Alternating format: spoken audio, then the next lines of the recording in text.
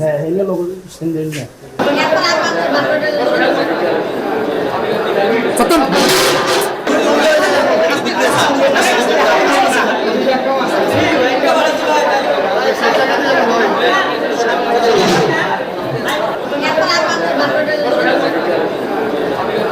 চতুন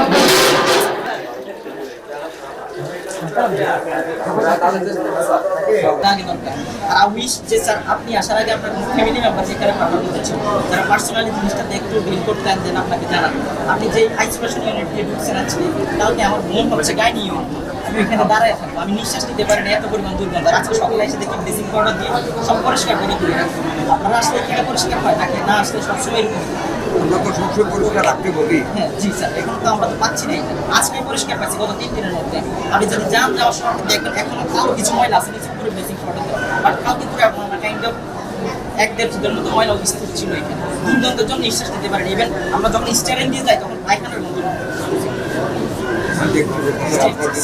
দেখতে sorry sir এই ধরনের যে আচার করা যে জায়গায় সার্টিং করা স্যার একটা পিছনে যান না একটু শর্টটা নিতে যান না পিছনে যান না ছোট ছোট লাইন করে গেছে এই না পিছনে যান পিছনে না কেন আমার কথা বন্ধ আপনারা দেখবেন না ভাই পিছনে যান না পিছনে যান মাহবুব বন্ধের মধ্যে আমাদের সকল হাসপাতালে কিছু দিক নির্দেশনা দেওয়া হয়েছে। সেই দিক নির্দেশনা অনুযায়ী ইমার্জেন্সি বিভাগ, মিজেলস ওয়ার্ড, পরিষ্কার পরিচ্ছন্নতা, ডাক্তারদের উপস্থিতি যাদেরকে আমরা মেইন করেছি থাকার জন্য এই কার্যক্রমগুলি সঠিকভাবে পালন করতেছে কিনা সেইটা দেখার জন্য সশরীরে এখানে এসেছি এবং আমাদের সারা বাংলাদেশ ব্যাপী আমাদের সিনিয়র কর্মকর্তা যারা ছুটিতে গিয়েছেন তারাও বিভিন্ন জায়গায় দেখবেন আমরা যাতে আমাদের হামের রোগীদের সঠিক পরিচর্যা হয়, ইমার্জেন্সি বিভাগে যাতে ডাক্তার থাকে আমরা সেগুলি দেখার জন্য পরিষ্কার পরিচ্ছন্নতা, রান্নার কোয়ালিটি এগুলি দেখার জন্য আজকে আমাদের প্রয়োজন। এই দুইটা হাসপাতালে অনেকে বলেছে আমি আসবো বলে পরিষ্কার পরিচ্ছন্নতা দেখেছি, যদি এটাও সত্যি হয় তাও তো অন্তত একটা ভীতি আছে মানুষের, অভ্যাস হবে ভয় পাইতে পাইতে পরিষ্কার পরিচ্ছন্ন রাখা। বাট আমার মনে হয় এখানে যাদেরকে আমি পেয়েছি ডিসি সাহেব সহ আমার সিভিল সার্জন ডাইরেক্টর, ভারপ্রাপ্ত ডাইরেক্টর, ডাক্তাররা প্রত্যেকেই অত্যন্ত সহজ সরল এবং কর্তব্য পরায়ণ ভালো পেয়েছি। আমি কয়েকটি ওয়ার্ড ঘুরেছি, আপনারাও ছিলেন, মিজেলস ওয়ার্ডে গিয়েছি, আমি অত্যন্ত ভালো পেয়েছি এটা। এবং রুগীদের যে সেবা মিজেলস ওয়ার্ড বলি, লেবার ওয়ার্ডে গিয়েছি, কিছু জেনারেল ওয়ার্ডে গিয়েছি, আর আমি কারো কাছ থেকে কোনো ব্যাড কমপ্লেন পাইনি, কোনো কমপ্লেনই পাইনি।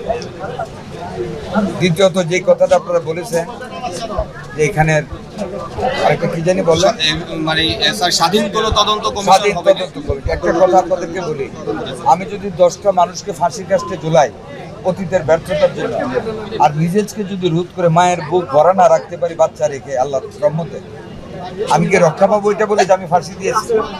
আমাদের first target to give extreme support to the ill baby, যাতে আমার একটা মায়ের বুক যাতে খালি না হয়, যাতে বেস্ট অ্যাভেলেবল ট্রিটমেন্টটা ভ্যাকসিনেশন সহ যাতে আমরা বাচ্চাদেরকে দিতে পারি। আমরা দেখেন এত কষ্টের ভিতরে, এত সীমাবদ্ধতার ভিতরে আওয়ামী লীগ ফ্যাসিস্ট সরকার এবং গত কেয়ারটেকার গভর্নমেন্ট সরকার, আপনারা ইউনিসেফের স্টেটমেন্টগুলি শুনেছেন যে তাদেরকে 7 বার রিমাইন্ডার দেওয়া সত্ত্বেও আওয়ামী লীগ এবং কেয়ারটেকার গভর্নমেন্ট কোনো ভ্যাকসিন নেয় নাই, প্রাইভেট কেনার জন্য, পয়সা খাওয়ার জন্য। আমরা এসে যখন ফার্স্ট ডেটটা হলো মহাখালীতে, রাত 1:45 মাননীয় প্রধানমন্ত্রী ফোন করলেন যে মন্ত্রী সাহেব কোথায়? বলে স্যার বাসায়। তো মহাখালীতে একটা বেবি মারা গেছে, ভিজেছে 1 কিলোমিটার। এই 2:45 সময় রাশ করে গিয়ে মানে ইনস্ট্যান্টলি ওইখানে আমি 18 ঘন্টার ভিতরে আইসিইউ করলাম। ওই দিনতে রাত থেকে আমরা যাত্রা শুরু করলাম। পরের দিন মিটিং করে দেখি কোনো আমার ভ্যাকসিন নেই। আমরা ইউনিসেফকে ডাকলাম, গ্যাবিকে ডাকলাম, ওয়ার্ল্ড হেলথ অর্গানাইজেশনকে ডাকলাম, এডিবিকে ডাকলাম।